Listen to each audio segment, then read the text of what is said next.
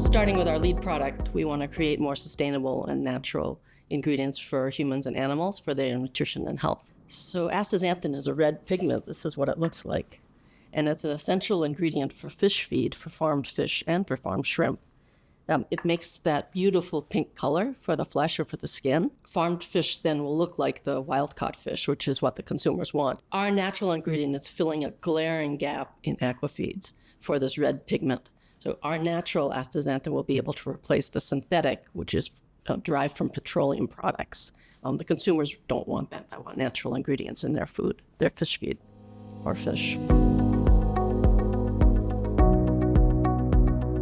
This is the whole algae that the fish will be eating. And it's mixed directly in with the other dry ingredients that go into the fish feed.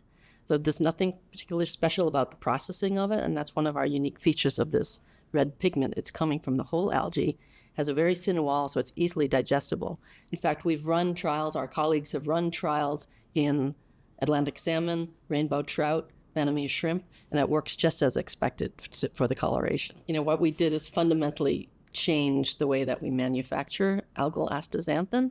We developed this really efficient dark fermentation process. Fermentation is something you'll be familiar with. This is how they brew beer, using fermentation and steel tanks. And they'll have a microbe that's given some food, and then the microbe can produce the product. In the case of beer, you'll have yeast that's eating sugar that they supply. And for our algal astaxanthin production, we have algae that are eating a vinegar. Basically, they love vinegar, so they'll eat that, and then they'll produce the astaxanthin product with our special proprietary steps in the process. And, fermentation, we really think it's the gateway to sustainability for algae ingredients. And with our process, our proprietary process, we can say that we're better, faster, and cheaper in producing astaxanthin compared to the conventional methods of farming the algae. For better, what I mean is that we use much less energy and water. And in fact, we use about only a tenth of the energy and water that's required to cultivate the algae. So that's why it's better. It's faster because we can produce this astaxanthin compound in only a few days, where it takes the conventional production weeks to produce the astaxanthin. Because we're so efficient, we reduce costs by about 90%. Well, let me tell you about aquafeeds. I can tell you 3 reasons why our platform will give us more sustainable aquafeeds. First is preserving our natural resources. So if you use less water, less land, that's a bonus. Secondly is reducing our energy footprint from making a feed product. That's really important. And thirdly is just weaning off the synthetic astaxanthin that we're all eating, and consumers don't want that. I'd love to tell you about some of the other applications for astaxanthin, and that's in dietary supplements and in skincare. For dietary supplements, that eating colored vegetables is really good for you. Well, same with eating the red algae. It's really good for you. There's thousands of papers really on its bioactivity for our health.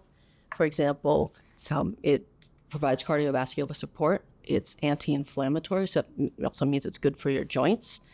Performance athletes take it. It's good for your muscle recovery, and it can cross the blood-brain barrier, so you can use it for brain health. So multifunctional as this really powerful antioxidant. And maybe to put in perspective, it's so powerful, it's 6,000 times stronger as an antioxidant than vitamin C, which probably you have normally in your diet. But we'd like to get this into your diet. So the second market that we're super excited about and really proud of is the role of our astaxanthin product in skincare. As an antioxidant, it's very safe to use for topical use. And we trademarked the astaxanthin that's coming out of our dark fermentation process. That name is called Astafusion. It rebuilds your skin matrix after exposure to the sun. So normally the skin fibers can be compensated with sun exposure or oxidative stress, and our astaxanthin will prevent that. This is what they use for the skincare. They'll put it as an extract into the formulation for your skincare. This is also for the dietary supplements. They'll use an extract rather than eating the whole algae. So you'll see an extract like this going into the ingredients. This is the extract we just made before I came here. This is just extracted. The algae is extracted directly into an edible oil. But for skincare, we're really proud to announce that our product just launched in this brand called Lolu. It launched last month, and it contains, I'll show it to you. It contains, you can see that kind of reddish orange color. This is our Astafusion inside. This brand is now available online called Lolu.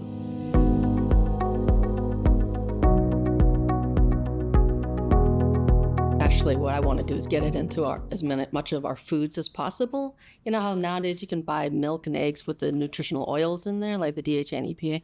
So if we can get the astaxanthin into foods that already have color, get that in there so we're eating all these antioxidants. And it's not just antioxidants, it's all these other benefits. So these health benefits that will help us through many different ways. In December, I was in Prague at a European algae conference, and I announced that we can produce this astaxanthin in the dark to this high concentration.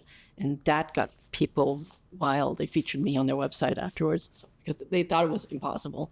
So that's, I guess, really rewarding. And that's why you're scientists, because you do something impossible that has value for humankind.